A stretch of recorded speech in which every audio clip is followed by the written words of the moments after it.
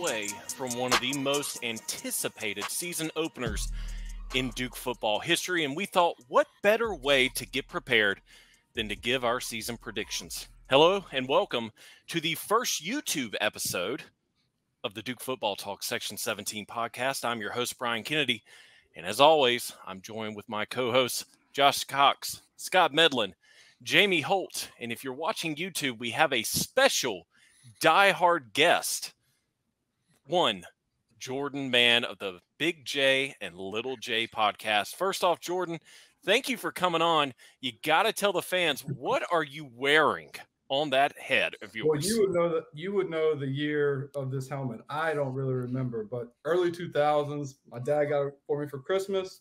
It was in the attic. Had to go get it for the season prediction episode. So here we are.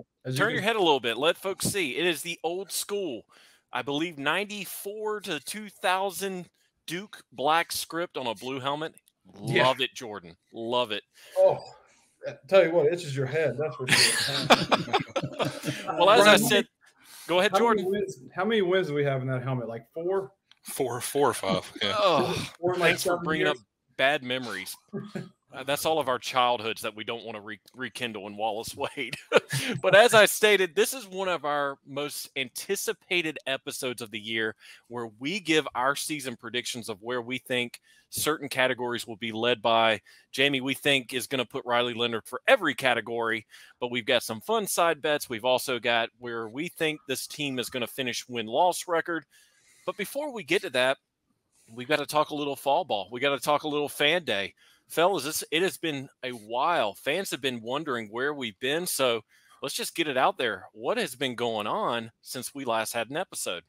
Yeah, Brian. So we've been able to get to several practices, number one. And so I know Scott's been to a couple. I've been to a couple. All of us have been able to get out a little bit and see the team. And then just a few days ago, they hosted Fan Day on that Sunday afternoon, and we're able to everyone was able to watch practice that day. And it's been really interesting. It's been very much a different fall camp this year, than it was last season. Last season, we went into fall camp not knowing even who the starting quarterback was going to be.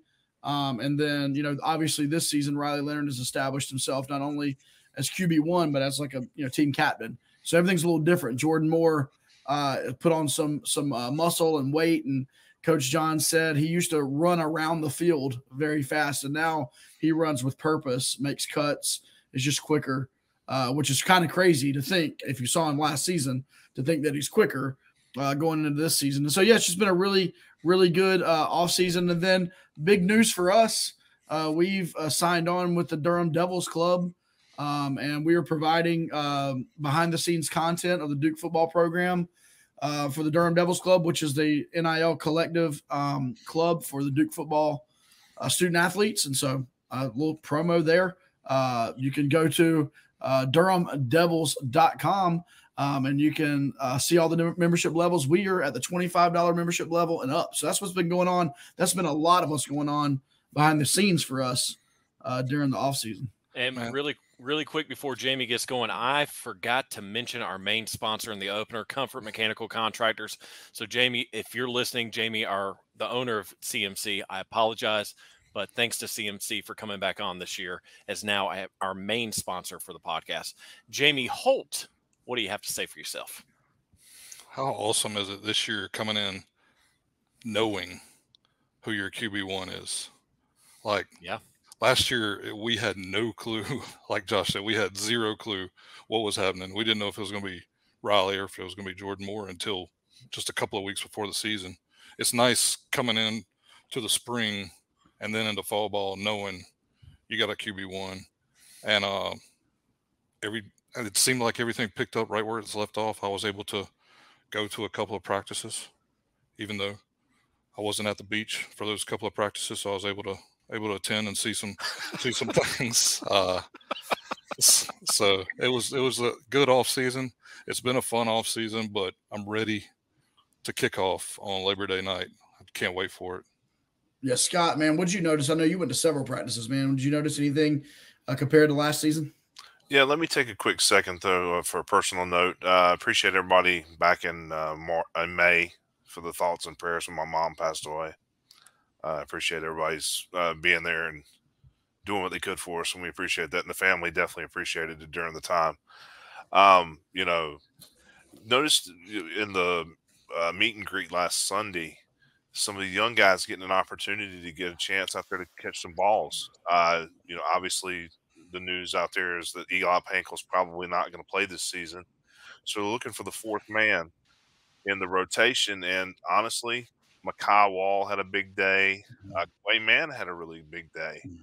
Those are two guys that really stepped up there last Sunday.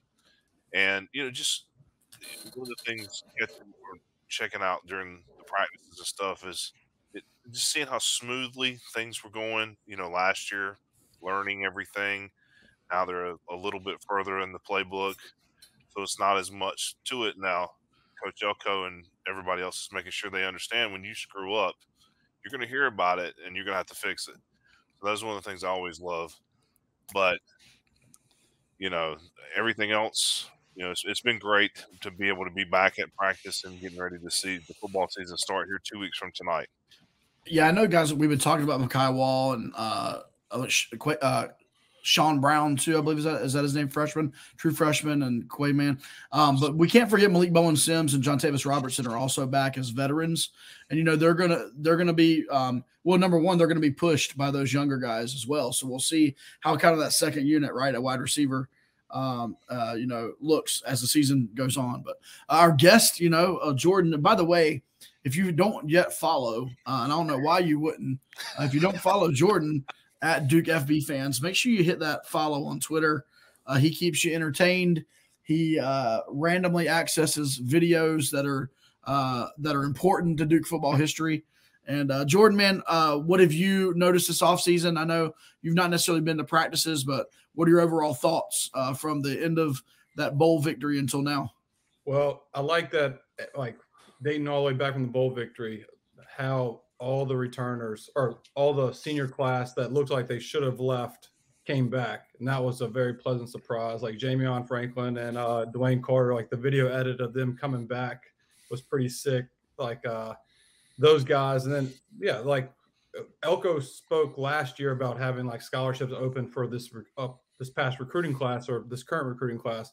Well, it ended up being smaller than normal because so many guys came back. And that shows how well the locker room is, like how strong they are as a unit. So starting from there, pleasant surprise. And then the portal additions, like Miles Jones and Al Blades, like both 6th and 7th year guys. And there's nothing wrong with going to school for 6 years. I did the same thing. So I just had to get an undergrad degree in 6 years, 5.5 years. But those guys I'm excited about. And also one that we'll talk about like throughout the season is like Jeremiah Lewis is back. And that was a guy that had a lot of snaps at Duke and then started at Northwestern. Now he's back and he's filling up a hole that just depth that Duke needs in the secondary. So that's just another big addition. And like you guys touched about wide receivers, like Makai and John Tavis, like they're deep there too. Mm-hmm. I'd like to, one thing is like, I'd like to shout out Al Blades.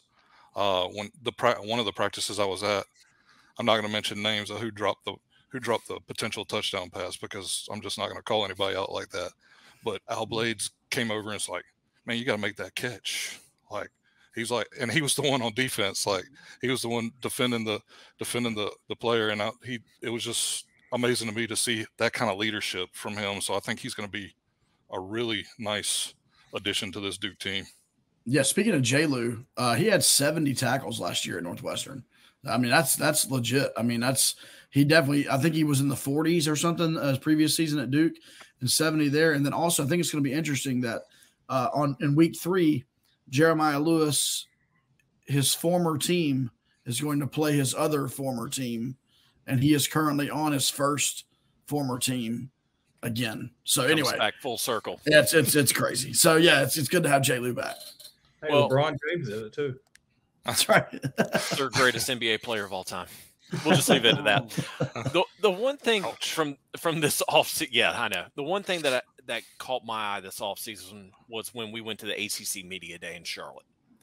Josh wasn't there last year, so he couldn't see the difference between the type of media coverage that Duke got from last year to this year. When it was Jamie, Scott, and myself back last year, it was legit just me Jamie, Scott, and maybe 2 other media folks from the local area covering the team, with the inclusion of Steve Wiseman of the News Observer and Connor O'Neill, Jordan's co-host with the Big J and Little J podcast.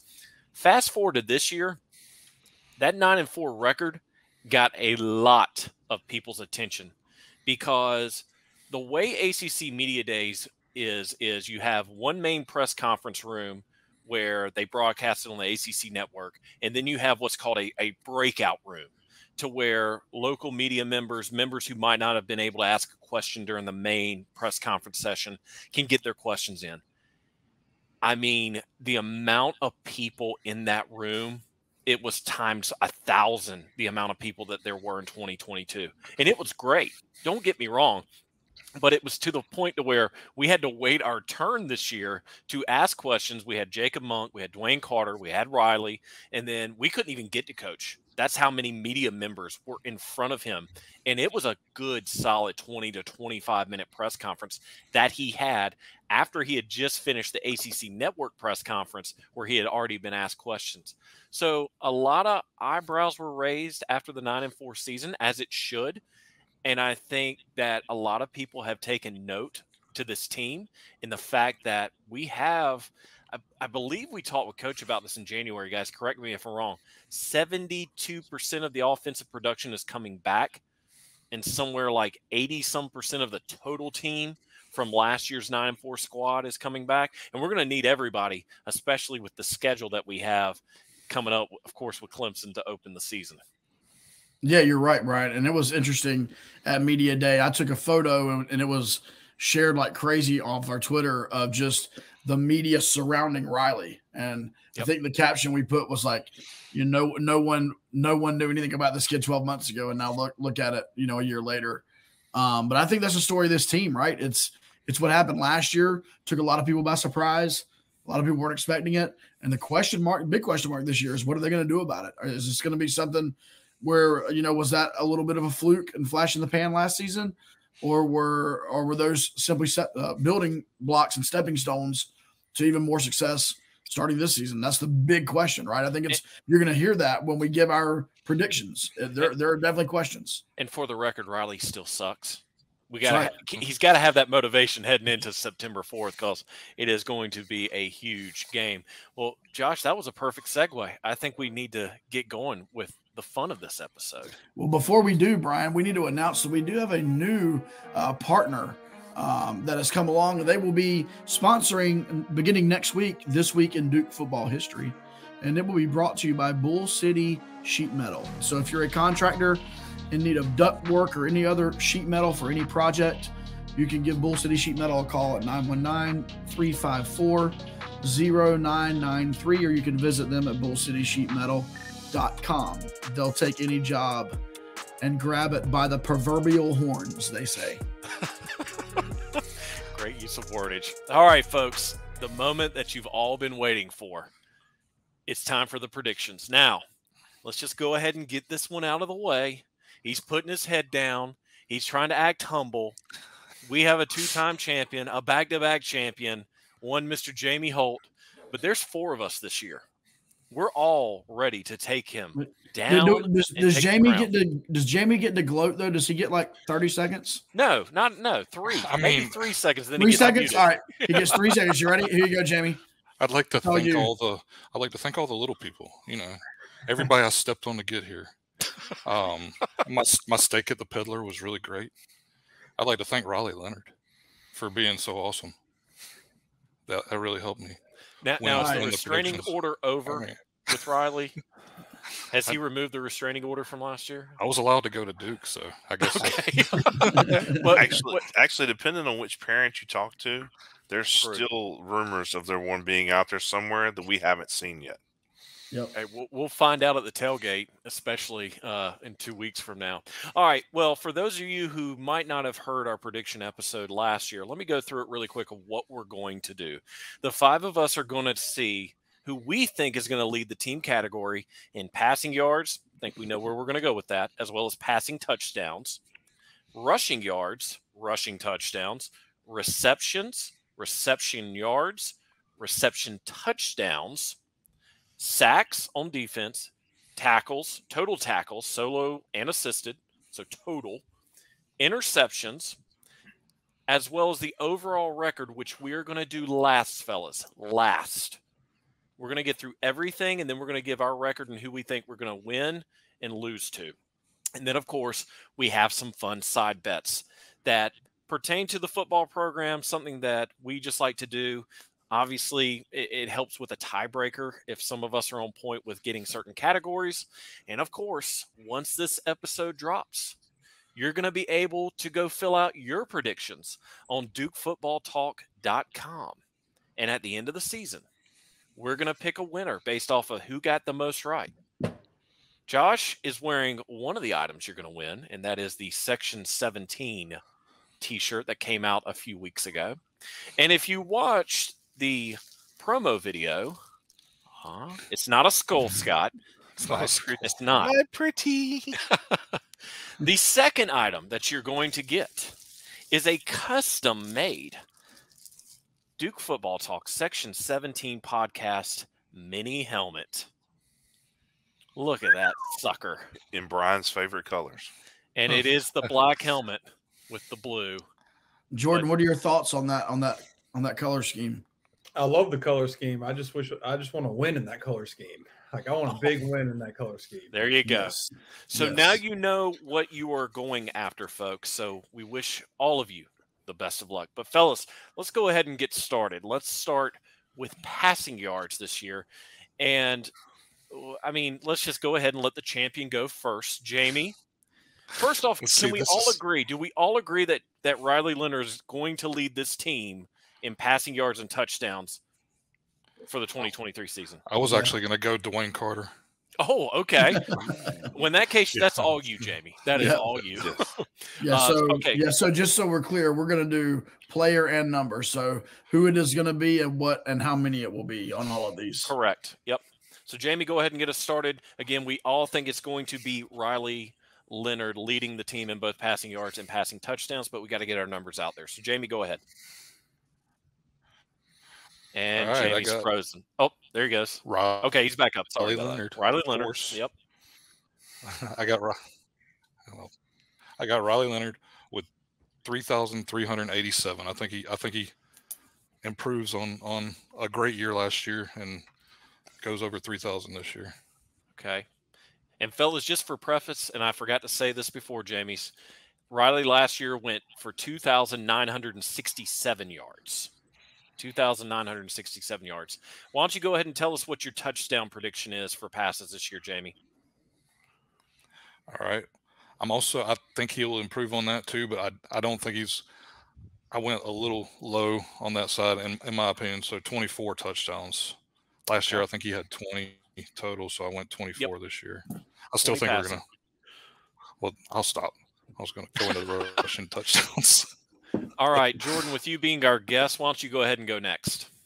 Well, I thought about treating this like The Price is Right and just go one under Jamie every time, but I won't do that. I have Riley at I think he cracks over 3,000 also. I got him at 3,100 yards. I just kept it short, like simple, just 3,100 on the nose. And I actually have TD passes at 25. So I think he has more passing this year. And Jamie, it's in my notes. I didn't just come up with that. But I think he has more passing this year, which we'll dive into, like why I think that later in this episode. But 25 passing touchdowns. Yep. So, Jordan, me and you nail on the head for touchdown passes. I as well went 25, and I did do my predictions like at 2 o'clock today on a piece of paper. I went old school. As far as passing yards, I think he's going to have more than last year as well. I think last year was more of a feel it out type offense for Kevin Johns. We talked about it a little bit last year when he was at Texas Tech, that 1 year that he was offensive coordinator. He relied more on the run than the pass. I think he's going to open Riley up more. Jordan, I put 3,145 yards, so I went 45 yards more than you. So I did do a little bit of the prices right there. I'm sorry, but again, I did put it way before we even got on here. So Riley Leonard, 3,145 on the passing yards and 25 touchdowns, same as Jordan. Who's next? I'll Go ahead, Scott. All right, so Riley Leonard, 32.75 on the yardage. And then obviously I picked this way earlier, I think, than everybody else, but I had 24 touchdown passes. Ooh, this is going to be a good year this year already. I mean, I have it right here from earlier today. So I have Riley at 32.77, 2 yards above Scott. So that's where you were laughing a minute ago. Yeah. Now. And but I am low here. I've got him at 23 touchdowns. I'm at 23 passes, 3 more than last year. I honestly, my thoughts are, and like Jordan said, we'll talk about it in a little bit, but I just think the strength of schedule is going to somewhat. If we were playing last year's schedule, I would have a whole lot more. But anyway, that's where I'm at. So that's it with passing. We were all pretty close on the passing touchdowns anyway. So great minds think alike. That means Riley's going to probably go for 4,500 yards this year just to prove us wrong. So Josh, why don't you go ahead and do the next category first, and we'll go back around like a snake draft. Sound good. So we're going to head into rushing. This is actually one Duke fans you're probably really interested in. This backfield returns 3 guys in Jalen Coleman, Jordan Waters, and Jaquez Moore that played a lot last year. Terry Moore moved over to safety, so he's no longer in the backfield. But then Peyton Jones, Travis Bates, wild cards there, young guys. So this one is a toss-up. That's really so I am going rushing yards. I've got Jaquez Moore, and I have him with 834 yards. 834 yards from Jaquez Moore. And then are we going to go ahead and do the TDs at the same time? Yeah. Do who you have, and then the TDs. All right, so Jaquez at 834 on the rushing yardage. My rushing touchdown leader is a guy by the name of Riley Leonard, and I will go with 11. I'll go with 11 for Riley Leonard. All right. And just really quick, as far as last year goes, Riley led the team in rushing yards, 699 on the ground and 13 touchdowns. All right, Scott. All right, so with the same thought and notion, it was really hard for me to try to figure out who, but let's be honest, Riley seems to be the man of the hour. So we're gonna go with Riley with 600 yards rushing. I do think that everybody's going to get 500 or more yards rushing this season in the backfield, and that will definitely help the program out. And I'm going to go with Riley as leading for the touchdowns again. I'm going to go with 10, though. Okay. I have a different mindset, and here's why. I think this Duke team is going to protect Riley Leonard. I don't think they're going to let him run as much this year. I could be completely wrong. Kevin Johns is the mastermind. I'm just a fan sitting in Section 17 in Wallace Way. We'd love to see you there, by the way. As far as rushing leaders go, I believe we have now gone from a 3-headed monster last year to now a 4-headed monster. So I think the yards are going to be spread out more between the 4 running backs, whoever they may be, and everyone's yardage is going to go down. I have Jaquez Moore leading the team with 635 yards. And I actually have Jordan Waters leading the team with 10 touchdowns. I could see them using him on goal back situations. He's a lot bigger than Jaquez Moore. Jalen Coleman and Jaquez are more the speed type. Jordan is, again, he's the cowbell. And based off of what I saw in the few practices that I was able to go to. Wait. He's the cowbell? Yep. Got to have more cowbell. I think he's the bell cow. I think it's the bell cow. You know me. I like to mess names up and everything. So he is a cowbell. I mean, sorry. If you're a part of the Duke staff and you're listening to this or you're watching this, I better see I got to have more cowbell when he's in the game on the video screen with Christopher Walken. So Mr. Cowbell, Jordan Waters, 10 touchdowns. Jordan? Yeah, so I kind of agree with you for a little bit. I do think it would be a 4-headed monster at first. I think Peyton Jones will crack some rotation. But where I agree with you there, I then agree with Josh. And I have Jaquez Moore as the leading rusher. I have him at 785 yards. I think he's going to separate himself as the season progresses. And it seems like there's no hole, and all of a sudden he's got 7 to 8 yards, and you thought he was getting 2 or 3. And And so I have Jaquez Moore as the leading rusher. But for rushing touchdowns, again, I think it is Riley. I have him at 10. I have him less than 13 of last year. And again, that goes to the point kind of with you, Brian, that I think also the defenses are going to take one thing away from Riley. It's either going to be passing or rushing. And Riley killed people on the ground running the ball last year. So he's going to not have as many yards, but I think he still be deadly in the red zone and within the 10-yard line. Before Jamie gives his, does anyone want to guess what the Duke single season record for rushing touchdown is in a season? Oh, I know who did it. Connett. Two people. Him and Winston Siegfried in 1941. They share it. Oh, yeah, I remember that. Yeah, exactly. How could I forget that?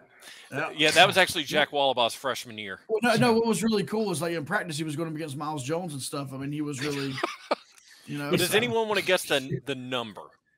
24. 18. It's like 18, I think. 14. Okay. I said 24. Holy crap. What is that?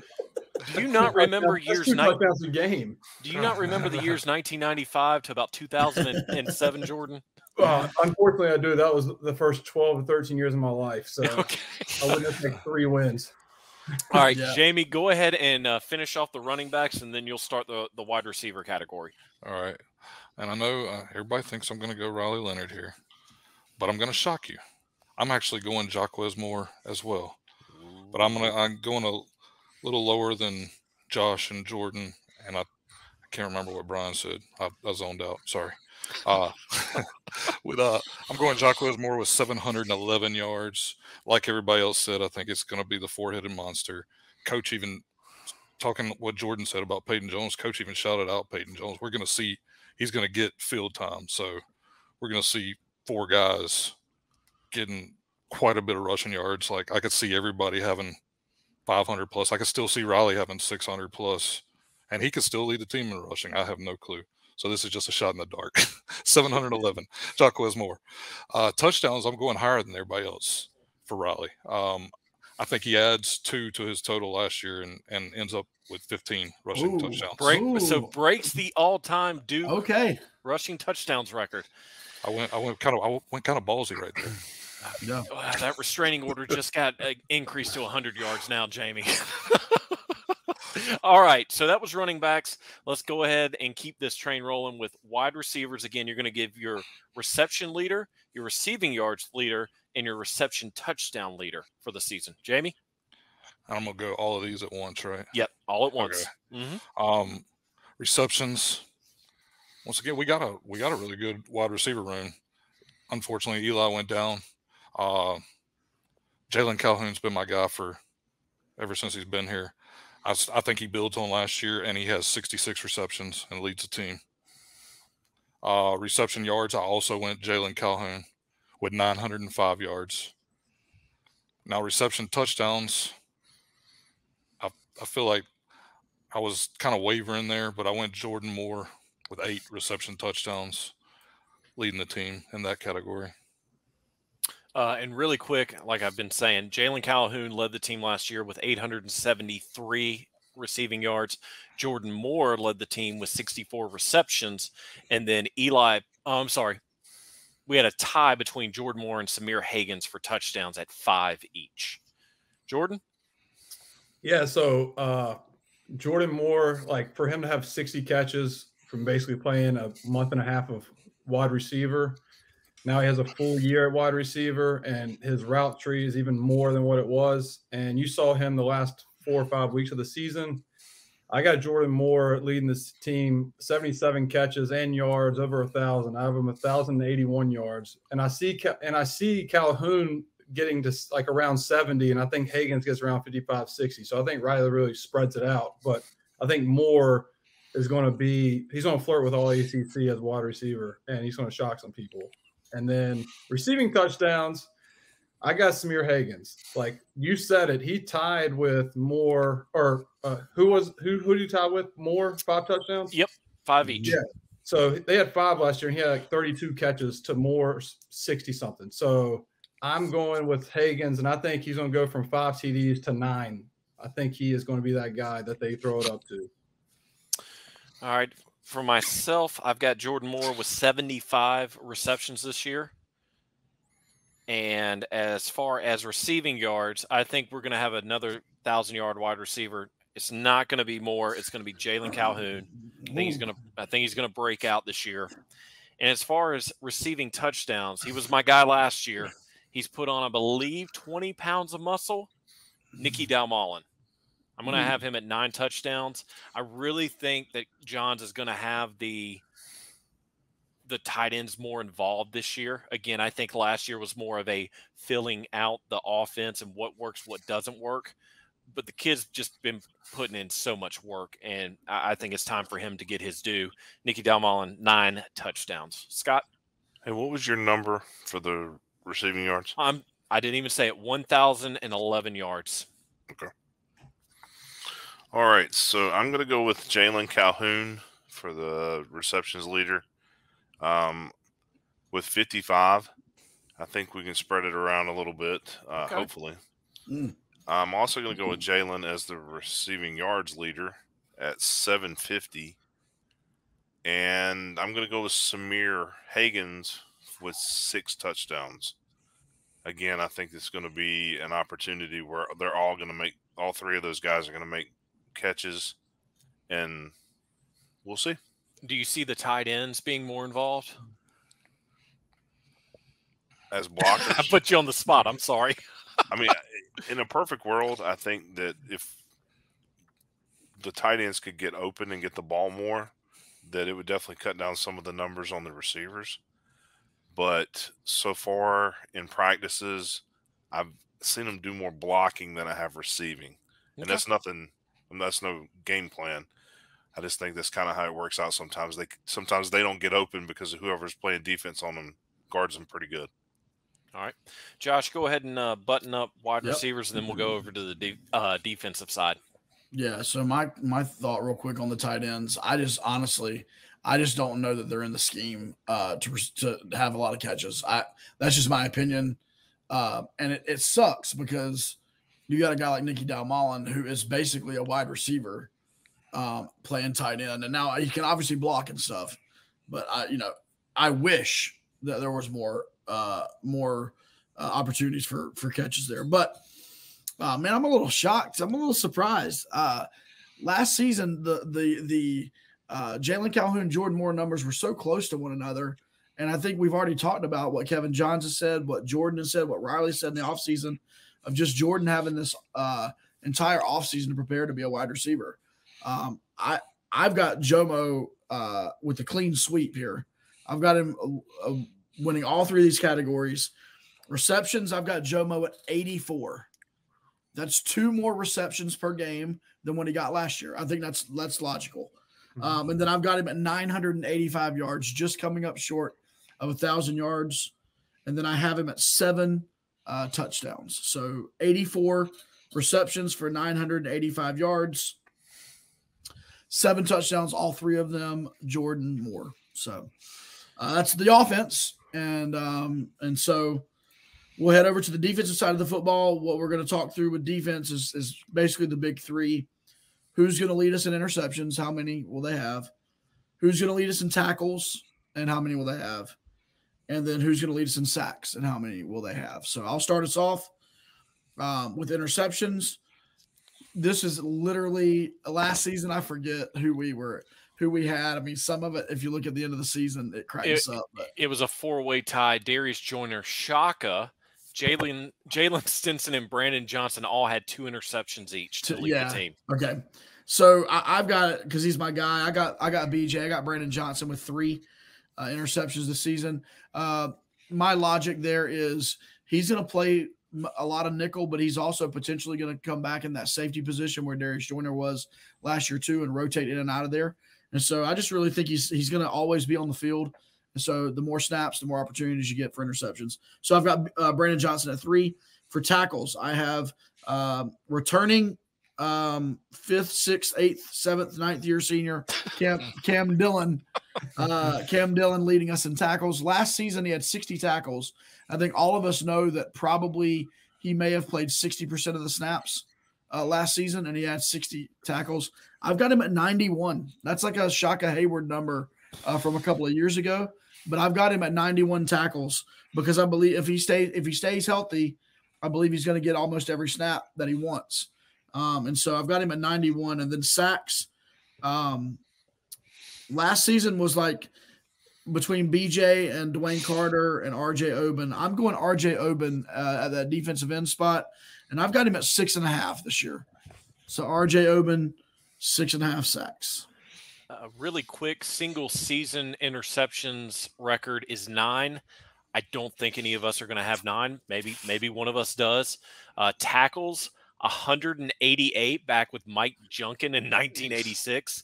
And then sacks was 17.5 by old King Koopa himself, Charles Bowser, in 1981. Well, Chris Rumpf missed crazy. it by a half sack. That is true. His last season.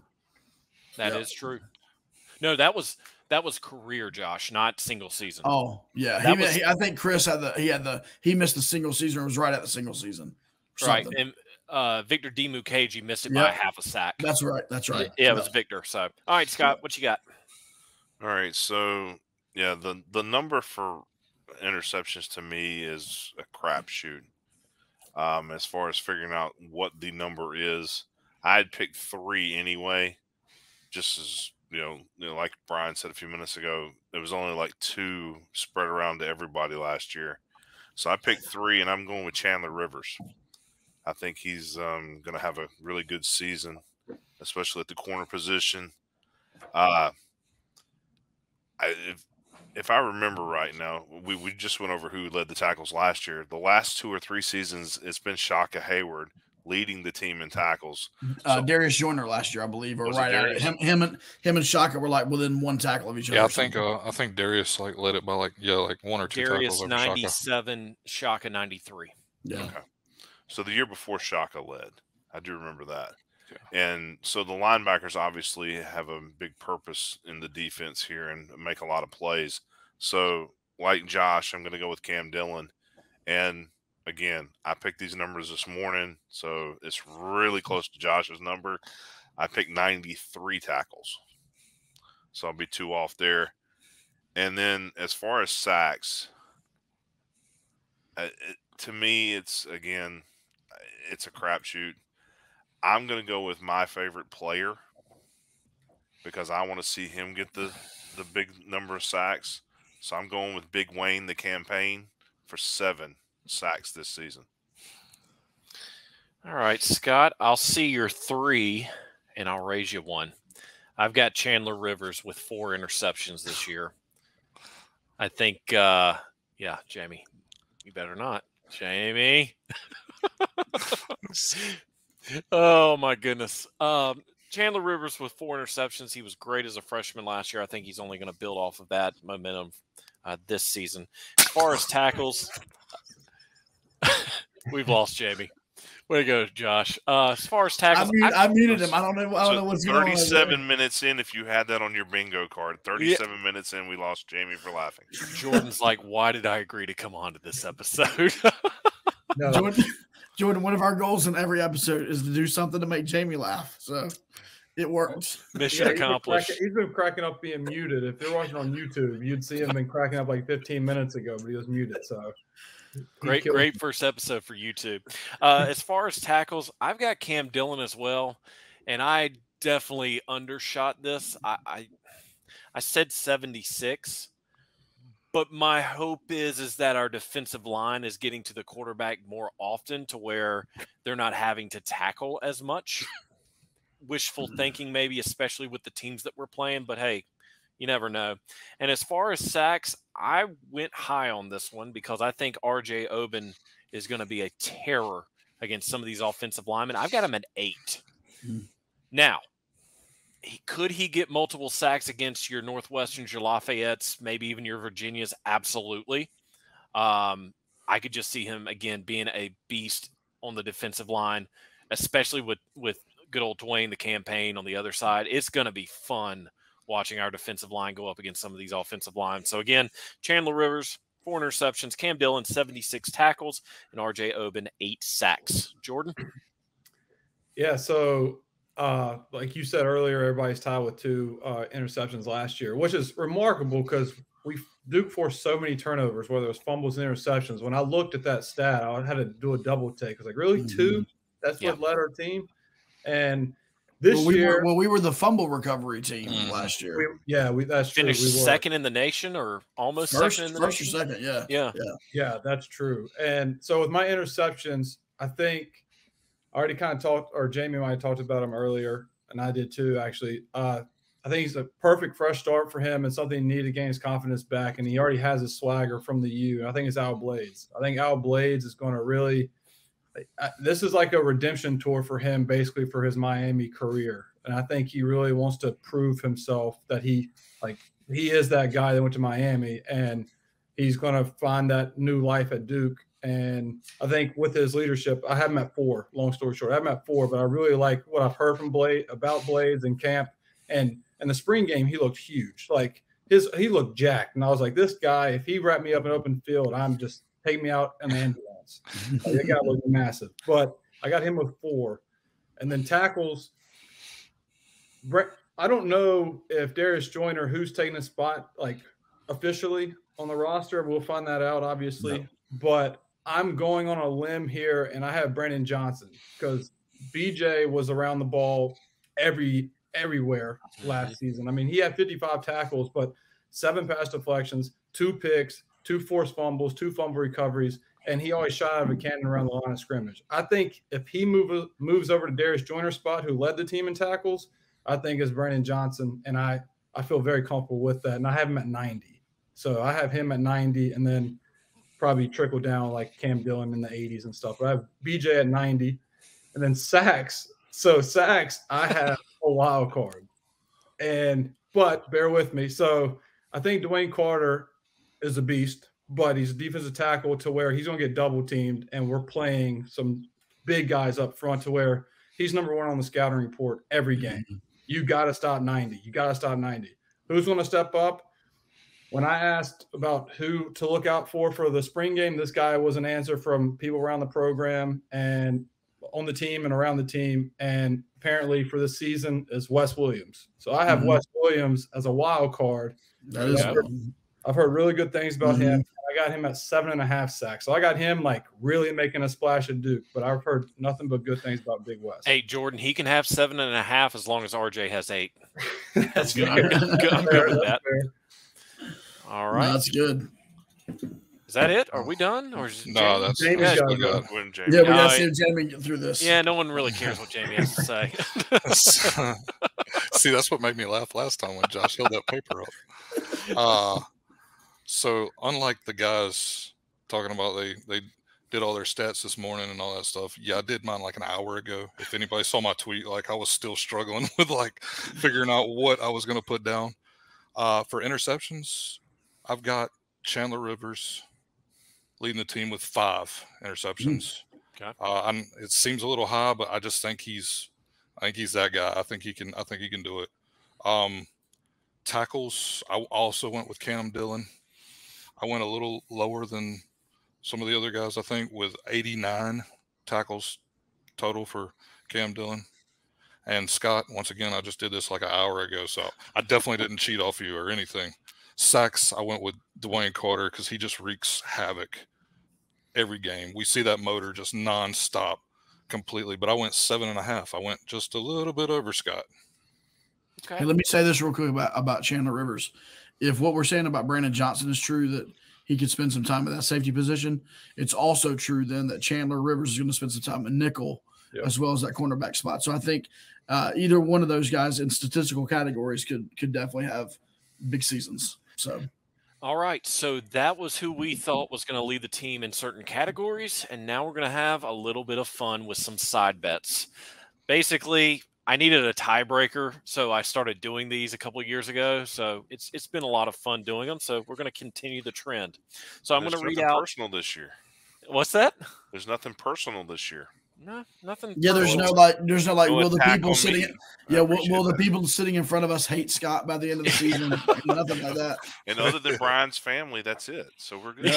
Yeah, exactly. No, I had to take it easy on everyone this year. Okay, so I'm going to read each question, and then all 5 of us will give the answer to that question, and then we'll go on to the next one, and the next one, and the next one. All right? Hey, and by the way, be sure we don't give too much info or commentary on these first couple because they'll be giving away our overall. Yes, do not say predictions. who you think those teams will be Yep. against. We'll go into that more when we get to our prediction for the overall record. Okay, first side bet. Duke will win 4 or more ACC games this year. And for all you keeping track, Duke will have 8 total ACC games along with 4 non-conference games. So, Jamie, you ended the categories for league or team leaders. Get us started. What do you think? 4 or more? I do have Duke winning more than 4 ACC games. Okay, so that's a yes. Jordan? I mean, they call me optimistic Duke fan for one reason, and that is I'm very optimistic. So yes. I'm sorry. Do I need to put 8 for you so you can say yes? Yeah, you can say yeah, as well. I'm going to go yes as well, based off of everything we've seen so far and some of the competition that we have this year. Scott? Yes. That's 4 yeses. Josh, are you going to be the Debbie Downer? We're going to round it out here, guys, because we're all optimistic tonight, and I'm going with a yes. Oh, wow. That's Fantastic. correct. So that is That's 5 correct. yeses. Duke will win 4 or more ACC games this year. Now, staying on track with the schedule, here's the next one. Josh, you can get us started on this one. All right. Duke. Oh, sorry. Well, I thought you were going to have me read it. My bad. No. Go ahead. Come on. Good. I was ready, bro. Don't take that from me, Josh. I was ready. Pump it. Duke will have a winning record on the road this year, and there are only 5 road games. There are 7 home games. Josh? I'm going yes, because when you look at those 5 road games, there is no other answer to say but yes. Scott? For the same exact thing, yes, easily. Yes, we're going bell hunting. Jordan? Yes. Sorry, I was looking at the schedule. Just George's like, wait, let me double check here. and also, Old Takes Exposed. Please do not listen to this because They're just going to post this video of us and keep playing it in a loop. Jamie, are we going to go 5 for 5 on another category? Yes. Go to Hill, Carolina. Ooh, one of the away games. All right, now we're going to have a little bit of fun. The Hellraiser helmet. If you can see it, gosh, I can't. I'm right there. There he is. The Hellraiser helmet will be used in more than 1 game. There it is up top. 1 game this year, more than 1 game. Jamie, get us started. No, I do not believe they'll use it in more than 1 game. Why? It's Duke. I mean, it's Duke. Yeah. Like there's no chance they're using it in more than 1 game. All right, Jordan. I do believe 1 game though. 1 game, yes. Jordan. yeah, I kind of agree with Jamie. I say no. I think it'll be 1 game, and I know you're the helmet guy, Brian. So I can't wait to hear your answer. And I just think it's going to be 1. Right now we're 3 for 3. I'm going to say no as well. It's become abundantly clear that the Hellraiser is reserved for the UNC game. I could see it used maybe in 1 or 2 games this year. If they're going to use it, it either has to be Clemson or State. I could see Duke doing a UNC, and by that, UNC, whenever they play Duke and State back-to-back weeks, they use the chrome Tar Heel helmet for both games. I could see Duke doing that for State coming back on the schedule. But still, no. Scott? Well, I'm going to be the oddball. I'm going to say yes. I don't know. I feel like my thought process is Brian loves it. I think the fans love it. Coach Elko loves it. Yes. And honestly, I just feel like as the season progresses, if they give the players the option, the players love it. I mean, obviously, when we go over 8 miles away, we'll wear it. And that makes total sense. But, I mean, I don't know. Wake Forest maybe on Thursday night. Maybe we get a State. I don't know what we'll do against Notre Dame. I mean, the crapshoot's just going to be the word I use constantly because we don't know. But I do think it'll be used more than once. Okay. Josh, round us out. So that's 3 to 1. Yep. I'm gonna go no. It will only be used in 1 game. I believe Coach Elko is not a fan of the script, but he is a fan of that of just the Iron D Duke logo, a la the hat here. And maybe there'll be something a little bit different thrown out there this year that maybe fans haven't seen. Who knows? So I'm going to go no on the Hellraiser. You know what's going to happen, guys. We're going to make it to another bowl game. It's only going to be used for one game, and then Coach Elko is going to just throw it out there, and they're going to wear it for the bowl game. Oh, wait. So let's clarify. It's just regular season then. Let's say regular season. Regular season. Yeah, majority. That can't happen to us. Okay, thank you. Right, okay. Now, see, that's not fair to me. Oh, Scott. Well, hang on. Let me put in the fans will get mad at Scott this year. Let me throw that back in there. So basically, at this point on the side bets, either I'm going to be hungry or I'm going to pay for a steak. Well, the side bets only come in if there's a tie. I know. These don't even matter. If it comes down to that, I'm either paying for a steak or I'm eating for free. Right. Yeah. All right. So the next one, Josh, you'll get us started on this one. Like last year, Duke will post a shutout in 2023. They did the shutout, the opener last year against Temple, 30-0. Guys, do you see a game on the schedule where they could potentially do it again this year? Josh? I mean, I think the only real potential is the Lafayette game, and I'm going to say no because that's 5 days after the Clemson game. I just feel like win, lose, play good, play bad, week one. There's going to be a little bit of a challenge to get back up 5 days later. The schedule that week's going to be off compared to what the guys are going to be used to in a regular full 7 days in between games. So, yeah, I'm going to say no. All right. Scott? So, yes, of course. 30-0 the first game, right?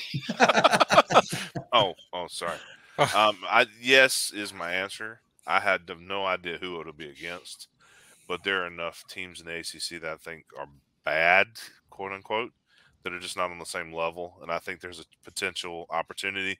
But like Josh said, Lafayette is the opportunity, in my opinion, to make that happen. Or Tony Elliott's offense. That's the other one. Well, hey, he's got a musket back there in the backfield. So who knows? I'm going to go no as well.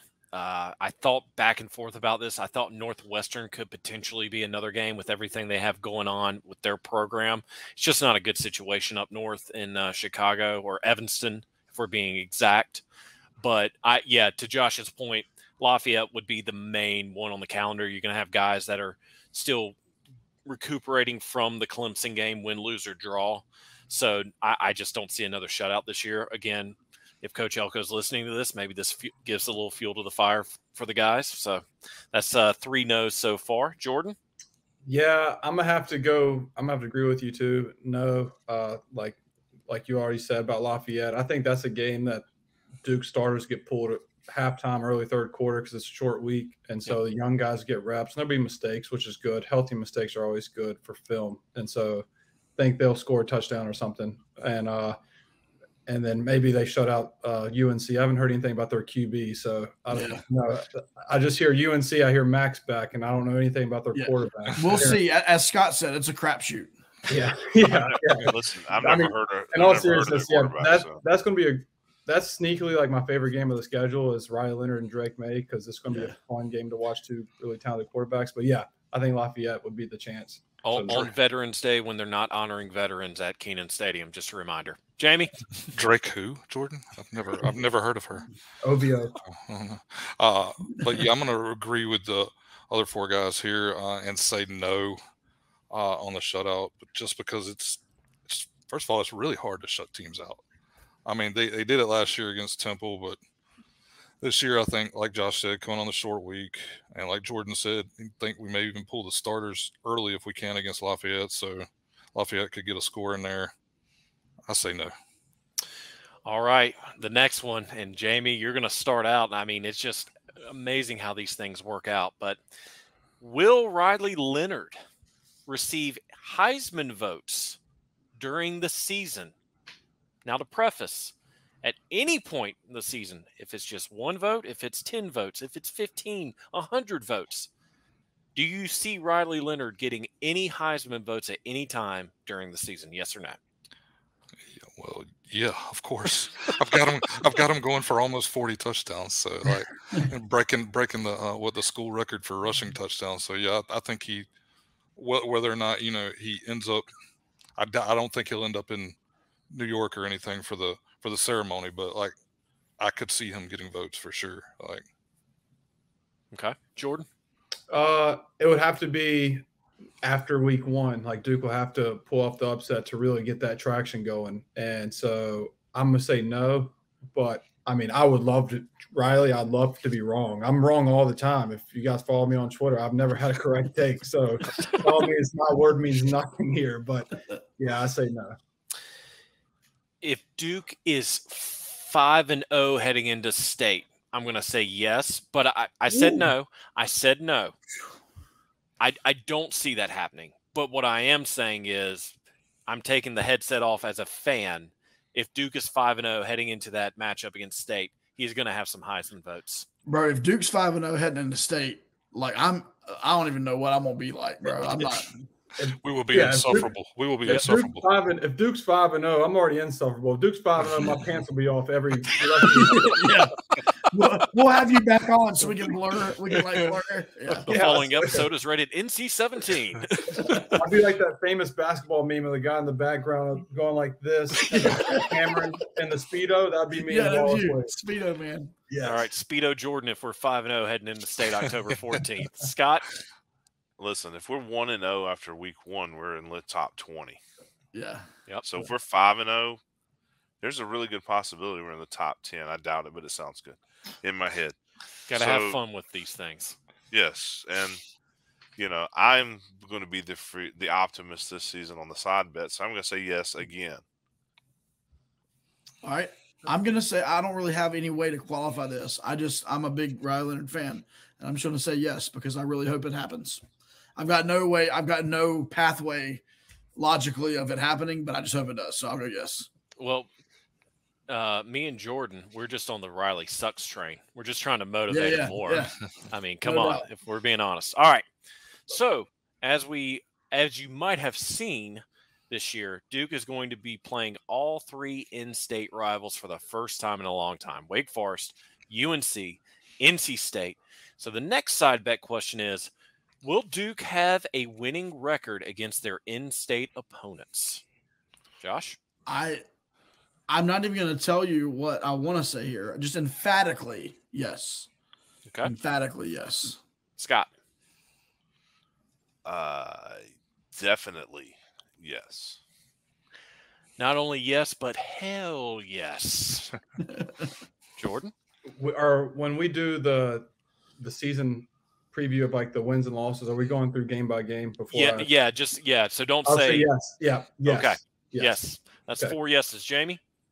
Yes. Go to hell, Carolina.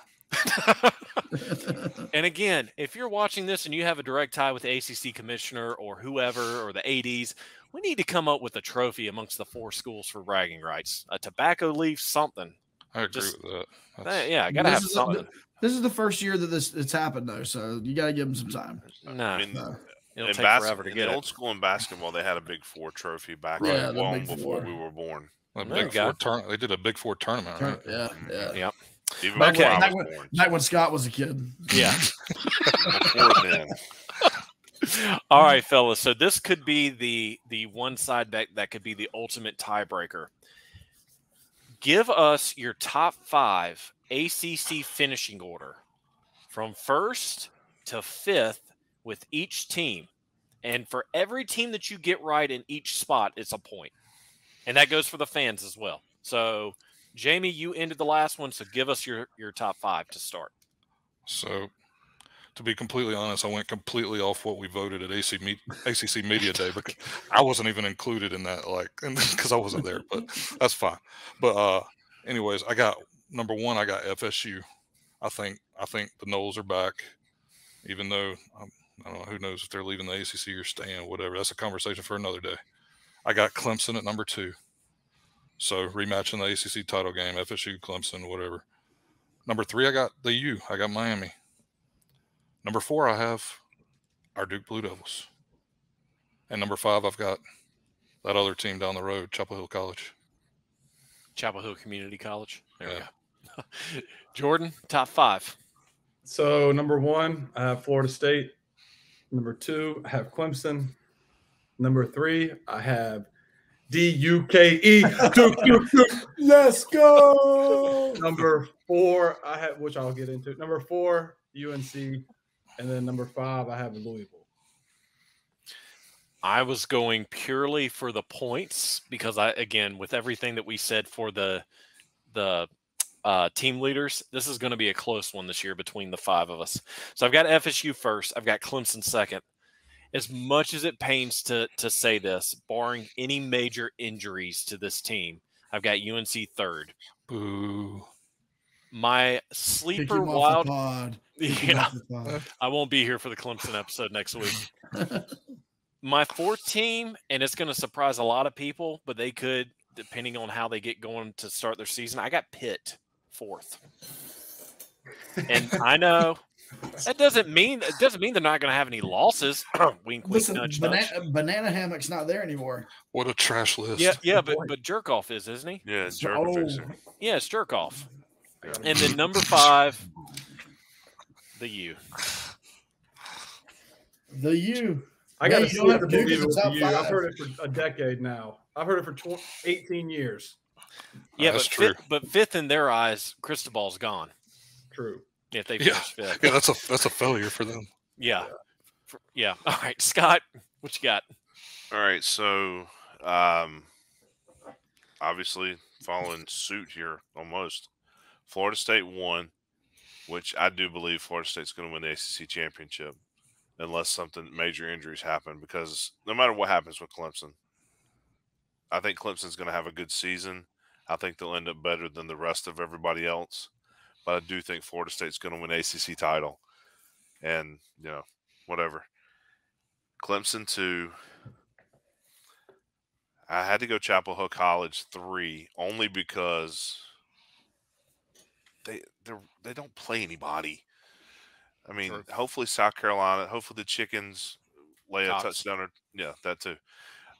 Lay a touchdown or 2 on top of them there in South Carolina in the first game. Hopefully App State comes down the mountain and slaps the snot out of them. And at the end of the season, they get Duke, Clemson, and State. So it would be great if they ended the season with 3 losses.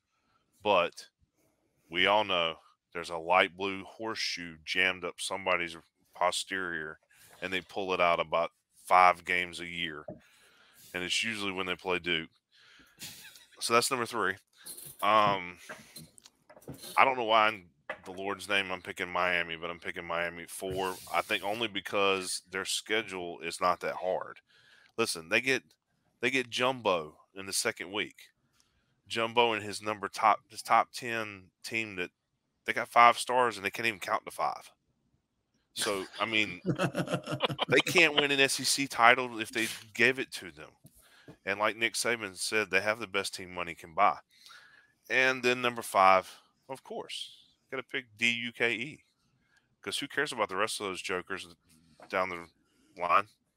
Duke's in the top 5. All And right. again, I did my top 5 based off of the points needed for tiebreakers. So, Coach Elko, Yeah. if you're watching, I am sorry. Yep.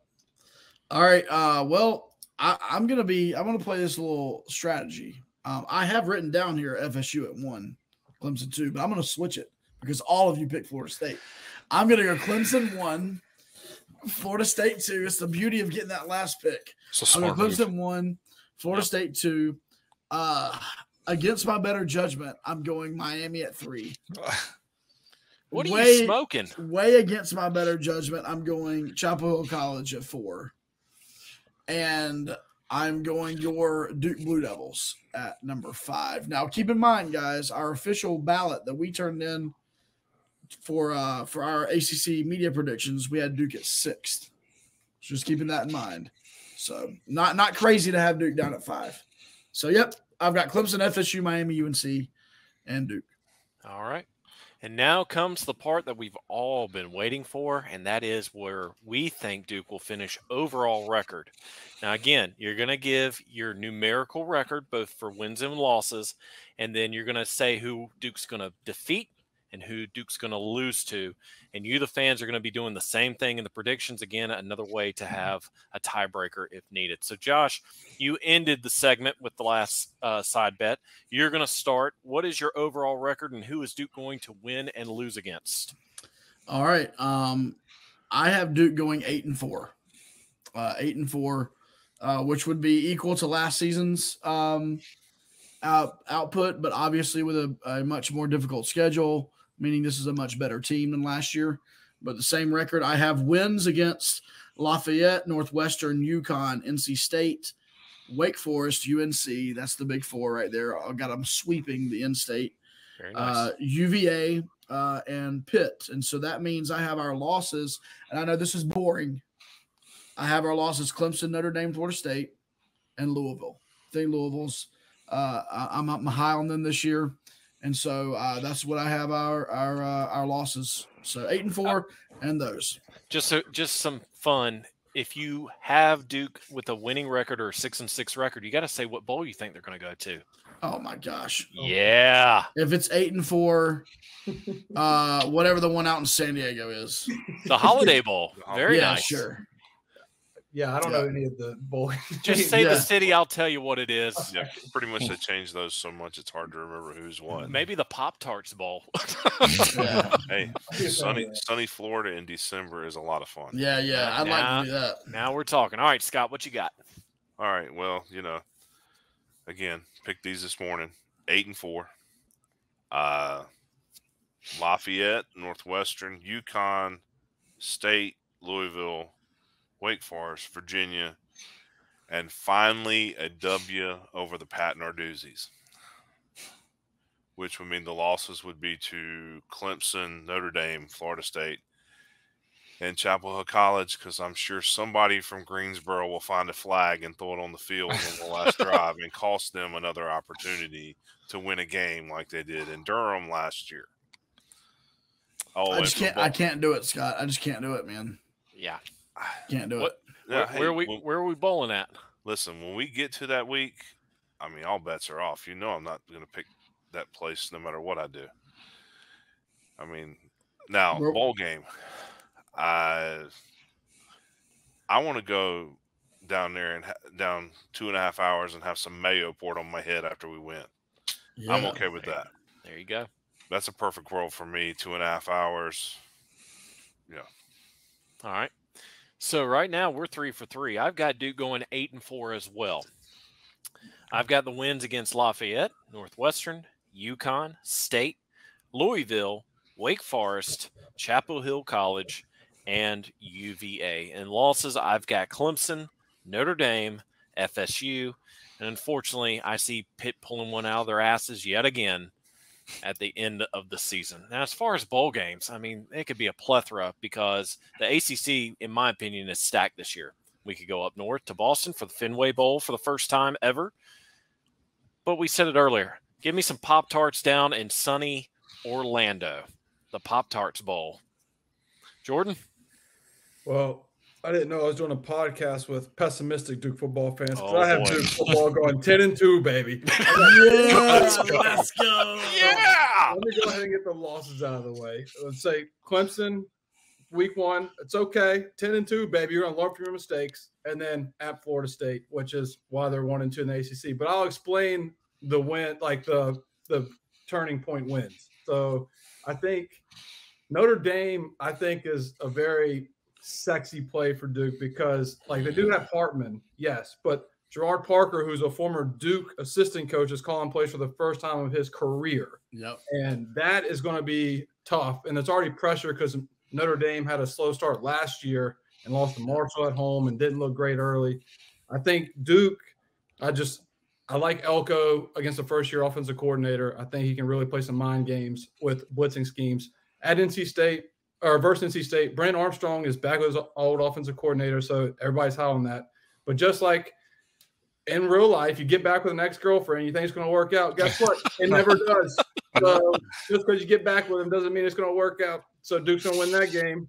And then my favorite one is Louisville. Like, I think Duke's going to beat Carolina too, but Louisville. At Louisville, because we all remember the game that basically was like this team needs a new head of coach was Louisville in prime time. Duke lost by 50, and I know all the returning players are going to have that game circled for revenge because that's going to be a nationally televised game.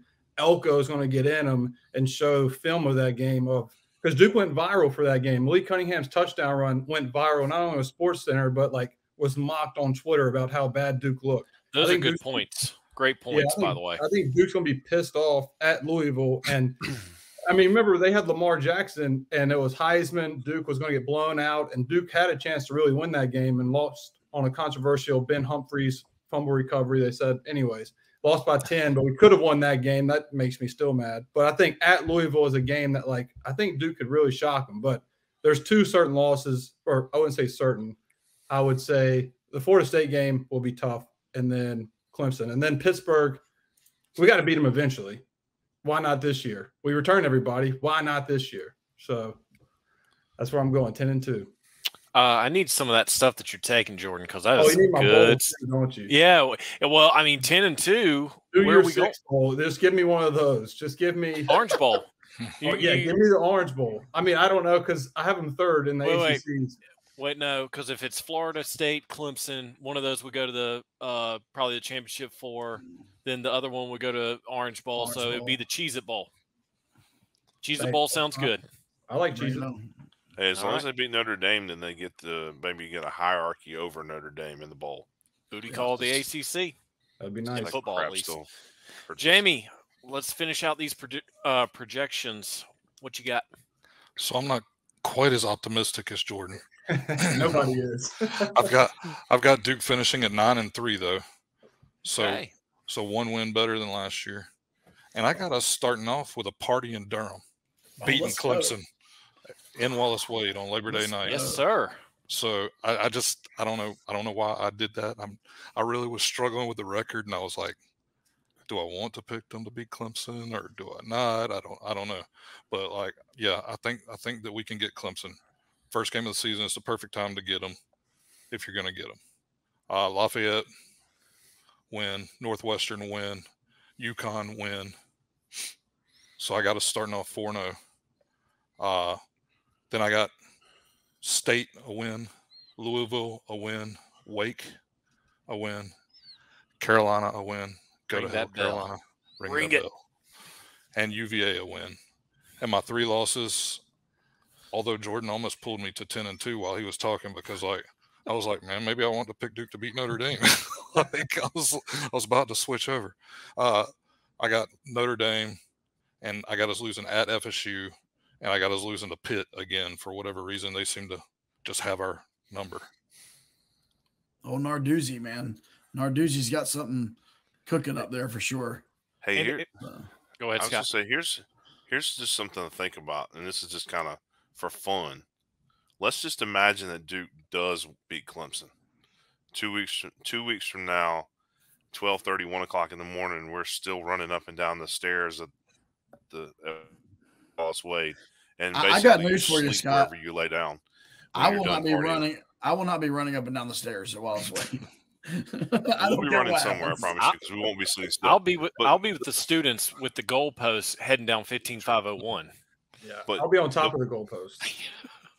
I'll be at But home the asleep. point I was going to make, though, honestly, if Duke ends up going 4-0 and Notre Dame comes in 4-0, is there a chance that game day comes to Durham? It's very possible. Ooh. Could be. Because it could be a top 15 matchup. So just obviously that's the cart in front of the horse. But what if? That would be nice. Yeah. Well, That could happen. and some other things to think about, guys. Duke has not beaten UNC since 2018. So it's been 5 years since the victory bell has been possessed by the Blue Devils. And the last time that Duke beat Pitt, anyone remember what we said? Was it like 2014? 2014 was the Yeah. last time Duke defeated Pitt, That's and when that Chris was blew it. in Pittsburgh, 51-48. That's when Yeah. Chris blew it. Chris blew it. That's Chris right. blew it at the Allegheny River. And there's your mini "Did you know" for the predictions episode. Yeah.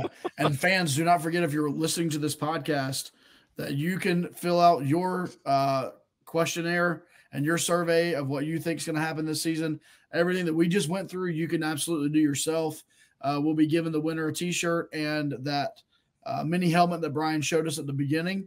And so go to DukeFootballTalk.com right now and fill that out. We want more people. I think we can have like double the people that we had last season do that. And so we want to make that worth your while. So make sure you do that and have some fun with us for sure. We do want to let you know a little bit about our social channels. If you'll hit up at Duke FB Talk, that's Instagram, That's Twitter. That's TikTok. We've got all those going. We want to shout out. We got a new guy coming on with us this year, Tyler. He's going to be helping us with our social media content, with videos and reels and stuff like that. You can find us on Facebook, just searching Duke Football Talk. And then our website is dukefootballtalk.com. Brian, you want to talk a little bit about this Durham Devils Club one more time before? Yeah, we're 3 years in, starting our 4th season with Section 17, and we've just had a great opportunity to jump on board with the Durham Devils Club to bring exclusive content to all subscribers at DurhamDevilsClub.com. If you subscribe at the $25 tier, which I believe, fellas, correct me if I'm wrong, is the blue and white tier. I believe that's it. Yep, blue and white tier and above, you get exclusive interviews that we will conduct. Jamie, who are we interviewing this week? Raleigh Leonard. Oh. Now we have already reached out to the Duke Police Department, and they will stand down and let Jamie come into where we're interviewing Riley so he can see him in person. The restraining order will be off. But we are going to have more interviews throughout the season that will be dropping. But the only way you can listen to those interviews is if you subscribe to Durham Devils Club. And again, that website is DurhamDevils.com. Yep. Josh? Jordan, you want to give a little shout out, man, for what you do? You got a couple of things going. Yeah, so I have a podcast of my own, the Big J and Little J Show. Connor and I will get together and have our preview and stuff. Both of us have been very busy with our schedules. Connor, as you guys know, covers not only Duke but Wake, so he does a fantastic job covering both. Don't lie. He got married. That's the real reason. He got married. So that's 3 responsibilities, and marriage is definitely the first one. Let me give a shout out to that too. If you want like the most in-depth look at like Duke practices, Connor gives that like day in and day out, and so like very, very detailed every practice that he's at. So that's the rival at Duke Rivals.